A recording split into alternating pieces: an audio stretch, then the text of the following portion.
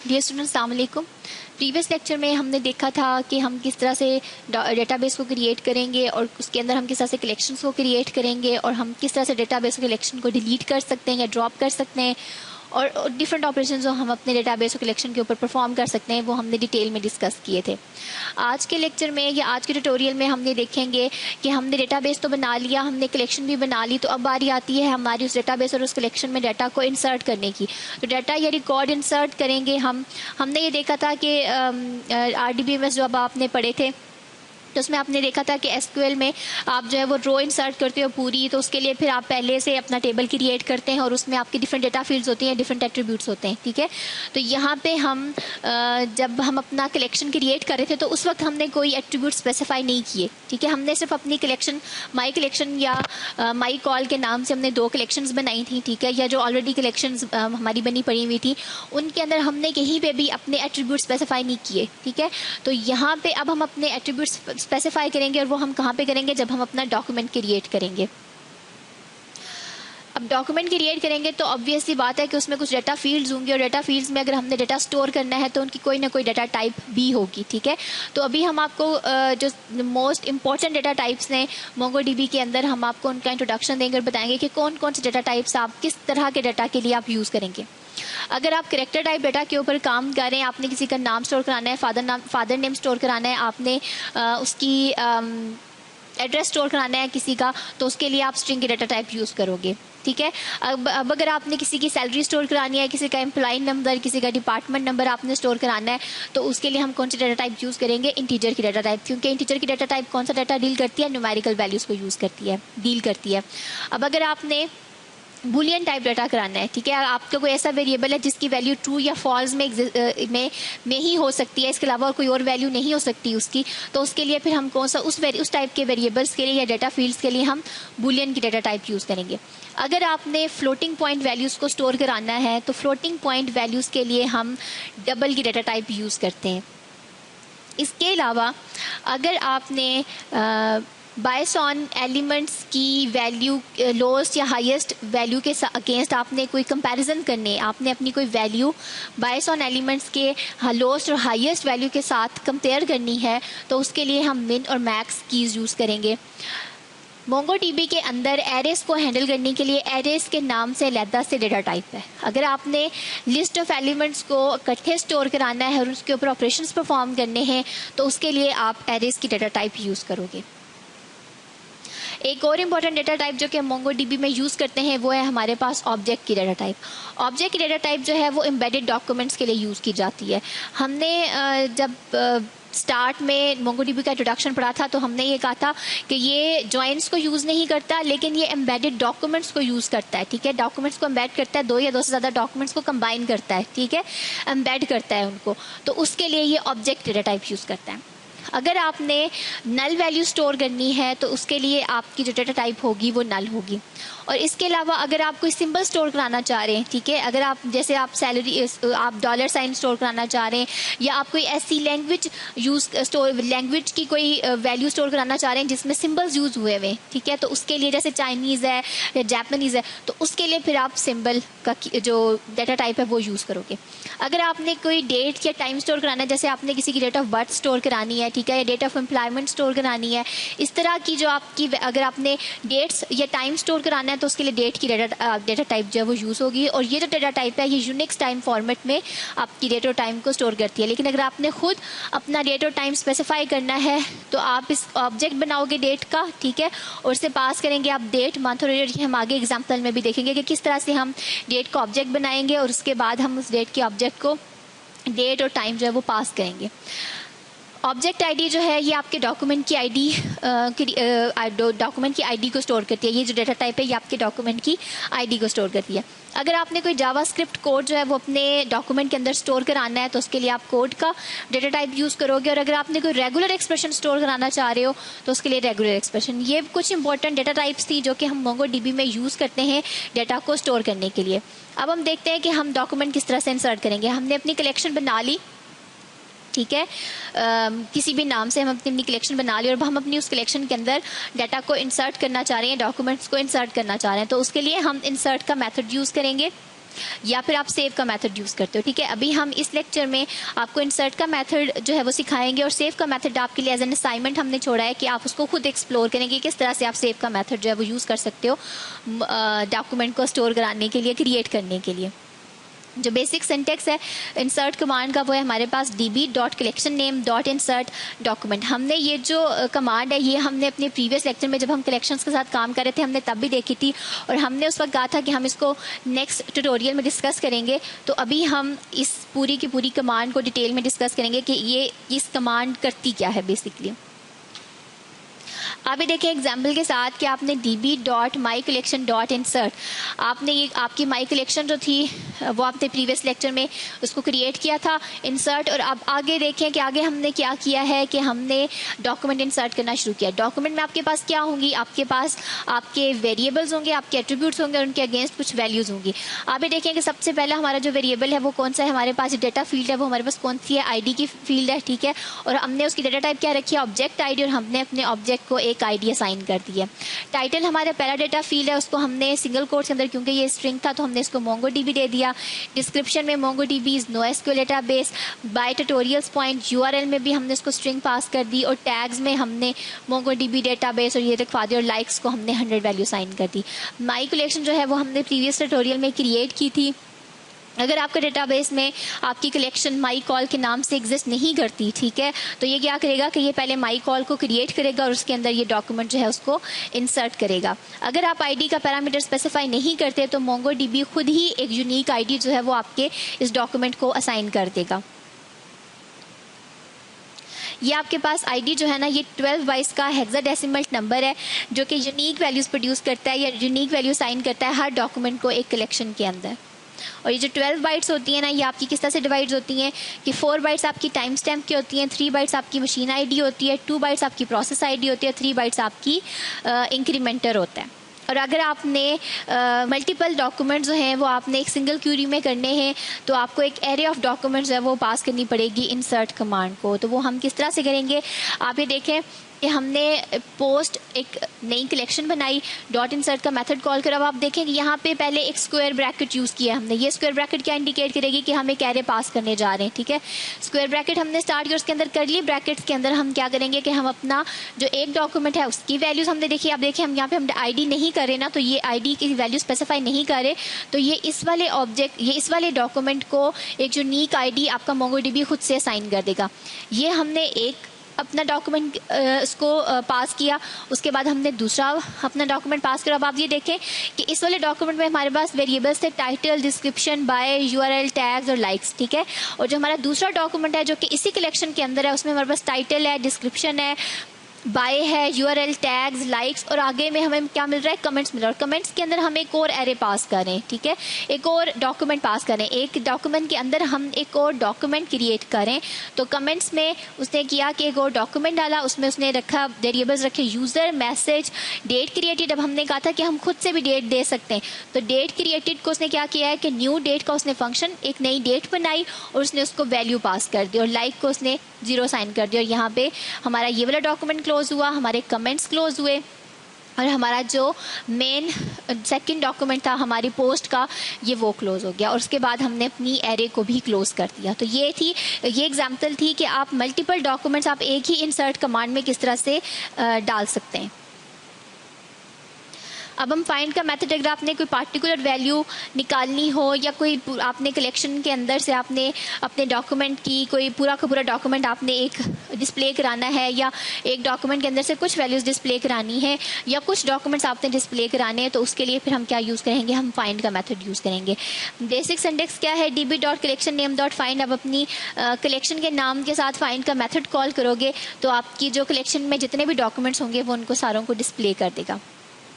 और आपके जो डॉक्यूमेंट्स होते हैं ना ये नॉन स्ट्रक्चर्ड वे में होते हैं, कहीं कोई आपको ना उसका कोई स्पेसिफिक स्ट्रक्चर नहीं होता। जैसे कि आपके पास अगर आप SQL की क्यूरी लगाते हो आप अपने RDB बेस पे, तो वो आपको प्रॉपर वे में टेबल की फॉर्म में आपको आउटपुट शो कराता है। तो यहाँ पे नॉन स्ट्रक्चर्ड वे में आपको डॉक्यूमेंट जो है वो शो कराता है। और अगर आपने अपने डॉक्यूमेंट को किसी एक स्पेसिफिक फॉर्मेटेड वे में अगर आपने उसको शो कराना है तो फिर आप उसके लिए साथ प्रिटी का मेथड जो है वो यूज़ कर लोगे। db.mycall ये आपकी कलेक्शन का नाम है, .find डॉट प्रिटी। तो जब आप ये वाली लिखोगे ना तो वो आपको एक सही फॉर्मेट में आपको अपने रिजल्ट आपके रिजल्ट है वो डिस्प्ले कराएगा, अनस्ट्रक्चर्ड फॉर्मेट में आपको रिजल्ट डिस्प्ले नहीं कराएगा। अब हम एग्जाम्पल करते हैं db.mycall.find.pretty। ठीक है जी, हमने जब ये किया वो किया अपनी हमने कमांड एग्जीक्यूट कराई तो उसने हमें ये जो हमारे पास माई कॉल में हमारे पास एक ही डॉक्यूमेंट पड़ा हुआ था उसकी हमने ये आईडी स्पेसिफाई की थी और यही वैल्यूज़ हमने उसे पास की थी, तो वो क्या करेगा कि इसने हमें वो वाली हमारा जो डॉक्यूमेंट था वो उसने हमें पूरा का पूरा डिस्प्ले करा दिया। अच्छा जी, वेयर क्लॉज में अब हम देखते हैं कि वेयर क्लॉज को हम फाइंड के मेथड में मोंगोडीबी में किस तरह से यूज़ कर सकते हैं। आपने जितनी भी क्यूरीज लगानी है ना मोंगोडीबी में से डाटा को निकालने के लिए वो हम फाइंड के मेथड के अंदर ही लगाएंगे। ठीक है, तो इक्वलिटी जो ऑपरेशंस होते हैं जिनको अगर हम RDBMS में करें तो हम वेयर क्लॉज में कैसे लगाते हैं कि वेयर बाय, अगर बाय हमारा वेरिएबल जो था is equal to tutorials point, यानी कि ये अगर इस तरह ये वाला अगर ऐसा डॉक्यूमेंट डिस्प्ले कराओ जिसमें बाय का जो डेटा फील्ड है उसकी क्या वैल्यू हो ट्यूटोरियल्स पॉइंट की, अगर हमने इसी को लिखना हो अपने फाइंड में मोंगोडीबी के अंदर तो हम कैसे लिखेंगे db.mycall.find। और आप ये देखें कि पहले हमने उसकी ब्रैकेट अपने फंक्शन की ब्रैकेट, उसके बाद कर्ली ब्रैकेट ओपन की और डबल कोट्स के अंदर हम अपने डेटा फील्ड का नाम लिखा और उसके बाद कॉलन, वहाँ पे आप इक्वल यूज़ कर रहे थे, यहाँ पे आप कॉलन यूज़ करेंगे, कॉलन और फिर डबल कोट्स के अंदर जो हमारी वैल्यू थी वो कर्ली ब्रैकेट्स क्लोज, हमारी ओपनिंग ब्रैकेट क्लोज, हमारे मेथड की डॉट प्रिटी का मेथड साथ हम कॉल करेंगे। तो ये आपकी इक्वालिटी कंडीशन जो है वो इस तरह से लगेगी।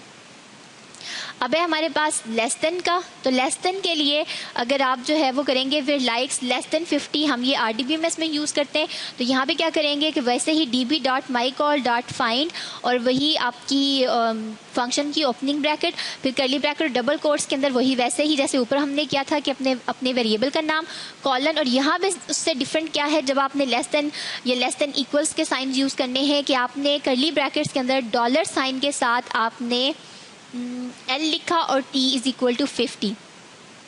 ठीक है, LTI और T और फिर 50 और उसके बाद अपनी कर्ली ब्रैकेट्स और अपनी ब्रैकेट सारी क्लोज की डॉट प्रिटी, तो ये आपको वो शो कर देगा। इसी तरह से लेस देन इक्वल के लिए भी आप जो है ना वो L और TE यूज़ करेंगे। ठीक है जी, ग्रेटर देन में सिंटेक्स बाकी सारा वही है, GT यूज़ करेंगे, ग्रेटर देन इक्वल के लिए GTE यूज़ करेंगे। ठीक है जी, नॉट इक्वल के लिए आप NE यूज़ करेंगे, डॉलर साइन के साथ NE यूज़ करेंगे। तो ये बेसिक सिंटेक्स है कि किस तरह से आप equality operations less than equal, greater than equal और नॉट इक्वल जो है वो अपने मोंगोडीबी में इम्प्लीमेंट कर सकते हैं। एंड ऑपरेशन अगर आपने लगाना हो तो वो आप मोंगोडीबी में कैसे लगाएंगे, RDBMS में तो आप एंड का कीवर्ड यूज़ कर रहे थे, यहाँ पे आप एक्सप्लिसिटली एंड का कीवर्ड यूज़ नहीं करते, बल्कि आप क्या करते हैं कि db.mycollection.find और आपने आगे जो आपकी की वैल्यू होगी वो उसकी वैल्यू और कोमा की वैल्यू 2 और 2, यानी कि दो वैल्यूज जिनको आपने एंड करना है उनके दरमियान जब आप कोमा लगा देंगे तो मोंगोडीबी उसको एज अ एंड ऑपरेटर लेगा, एज अ एंड कंडीशन लेगा कि दोनों कंडीशन ट्रू होगी तो वो जाएगा आगे, उसको रिजल्ट शो कराएगा। अब हम ये देखते हैं, इसकी एग्जाम्पल देखते हैं, db.mycollection.find। अब हमने लिखा है कि वो वाली डॉक्यूमेंट शो करो माई कलेक्शन का जिसमें बाय क्या हो, उसकी वैल्यू हो ट्यूटोरियल पॉइंट और बीच में देखिए हमने कोमा लगाया और हमने टाइटल क्या कहा है मोंगोडीबी ओवरव्यू।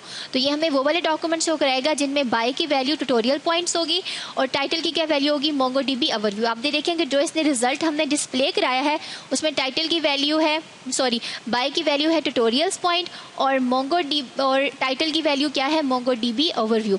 तो जहाँ पे ये दोनों कंडीशंस ट्रू होंगी ये हमने वो रिजल्ट शो कराएगा और उसके लिए हम क्या करेंगे कि हम अपनी दोनों कंडीशंस के दरमियान में कोमा यूज़ करेंगे। ठीक है, तो ये उसको as a and operator handle करेगा। एंड के बाद बारी आती है और ऑपरेटर की। और ऑपरेटर वो किस तरह से हैंडल करता है कि आप अपनी कंडीशंस को कर्ली ब्रैकेट्स में इनक्लोज करके उनके दरमियान कोमा लगा दें। ठीक है, और बाहर जो है वो आप डॉलर साइन के साथ और का ऑपरेटर यूज़ करोगे। ठीक है, फाइंड के मेथड में होगा आपका फाइंड का मेथड ही यूज़ होगा। ठीक है, लेकिन आपके उसमें क्या होगा कि कर्ली ब्रैकेट्स के अंदर आप पहले और को डॉलर साइन के साथ और कॉलन, उसके बाद स्क्वायर ब्रैकेट और आपकी पहली कंडीशन कर्ली ब्रैकेट्स के कोमा और आपकी दूसरी कंडीशन कर्ली ब्रैकेट्स में और फिर आपकी स्क्वायर ब्रैकेट क्लोज और आपकी कर्ली ब्रैकेट्स क्लोज और फिर आपका फाइंड की ब्रैकेट क्लोज और डॉट प्रिटी का मेथड हम सिर्फ अपने आउटपुट को एक स्ट्रक्चर्ड फॉर्म में या फॉर्मेटेड फॉर्म में शो करने के लिए यूज़ करते हैं। अब हम इसकी एग्जांपल देखते हैं। यहाँ भी देखेंगे db.mycollection.find फाइंड के मेथड में हमने करली ब्रैकेट के बाद डॉलर साइन के साथ और लिखा, उसके बाद कॉलन, स्क्वायर ब्रैकेट्स, फिर करली ब्रैकेट्स। अब हमारी कंडीशन शुरू हो जाएंगी। बाय की वैल्यू या तो ट्यूटोरियल पॉइंट हो, ठीक है, और दूसरी कंडीशन हमारी करली ब्रैकेट्स में क्या लिखी हुई है, टाइटल जो है मोंगोडीबी ओवरव्यू हो। अब इन दोनों में से कोई भी जो कंडीशन ट्रू हो जाएगी तो वो हमें क्या करेगा, हमारा जो इस माई कॉल में से जो भी डॉक्यूमेंट इसमें से किसी एक कंडीशन को भी फुलफिल करेगा वो उसको डिस्प्ले करा देगा या वो उसको शो करा देगा आउटपुट स्क्रीन के ऊपर। अब अगर हमने एंड और ऑपरेटर को इकट्ठे यूज़ करना है तो फिर हम क्या करेंगे। अब ये देखें कि हमने कहा कि माई कलेक्शन डॉट फाइंड लाइक्स, और उसके बाद हमने कहा कि जो हमने कहा था कि लाइक्स में वो लाइक्स की जो वैल्यू है ना वो ग्रेटर देन 10 होनी चाहिए।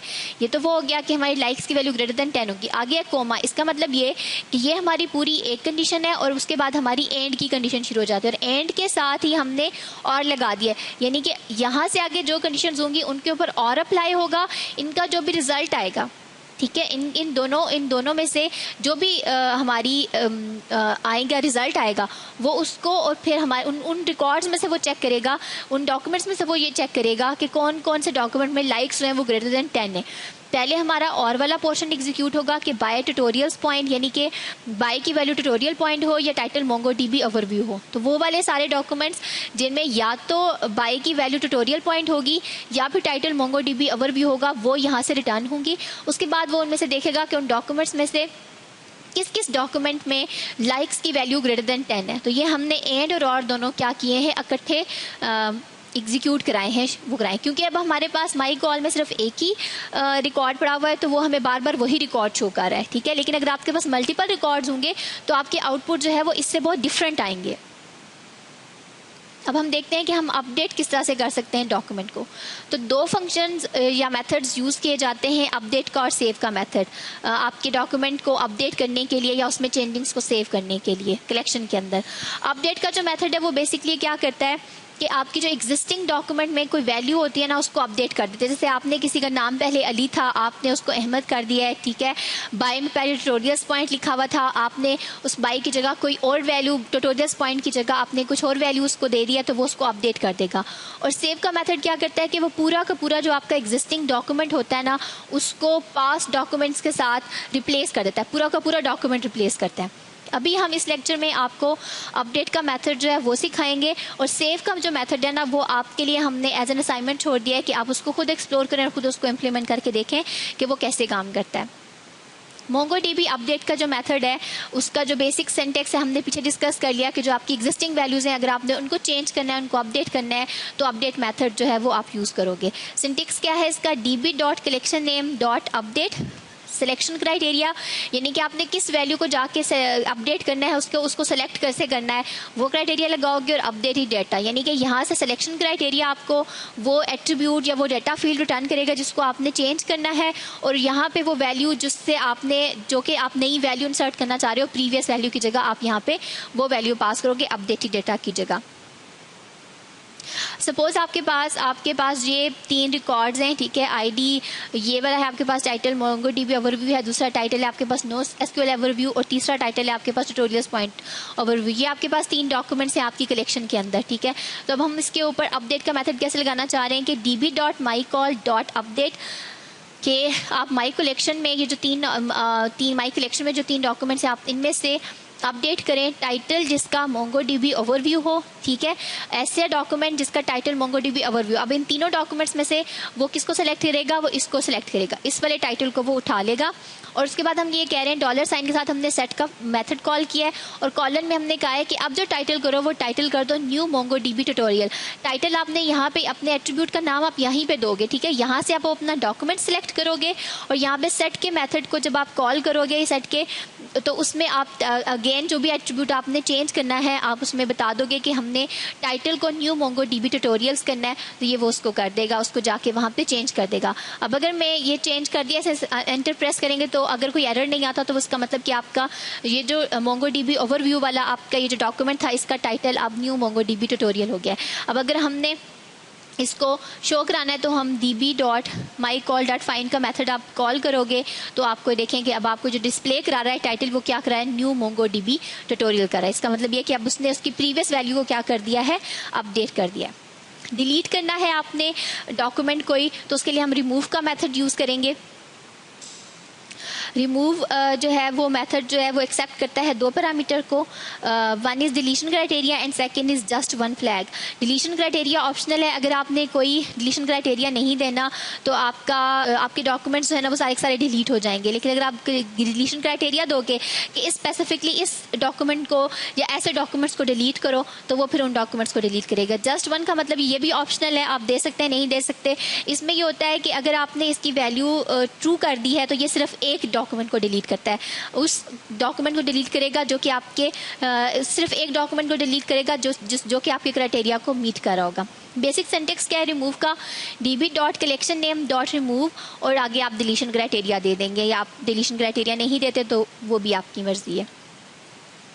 अब ये हमारे पास माई कलेक्शन में हमारे पास सपोज कि ये डेटा है हमारे पास, ठीक है, और ये एग्जांपल है कि वो किस तरह से डिस्को डाटा को रिमूव करेगा। अब हम कह रहे हैं कि db.mycall.remove टाइटल जिसका MongoDB ओवरव्यू हो, ये जो MongoDB ओवरव्यू वाला है इसको डिलीट कर देंगे, इसको रिमूव कर दें। इसके बाद जब आपने mycall.find की क्यूरी लगाई है तो उसके बाद ये देखें कि अब आपके पास 2 रिकॉर्ड शो हो रहे हैं, 3 रिकॉर्ड शो नहीं हो रहे। इसका मतलब ये कि उसने MongoDB ओवरव्यू को डिलीट कर दिया। रिमूव अगर आपने करना है सिर्फ एक वेरिएबल, ठीक है, तो उसके लिए हमने कहा था कि आपका जो जस्ट वन वाला फ्लैग है आप उसको ट्रू कर दें।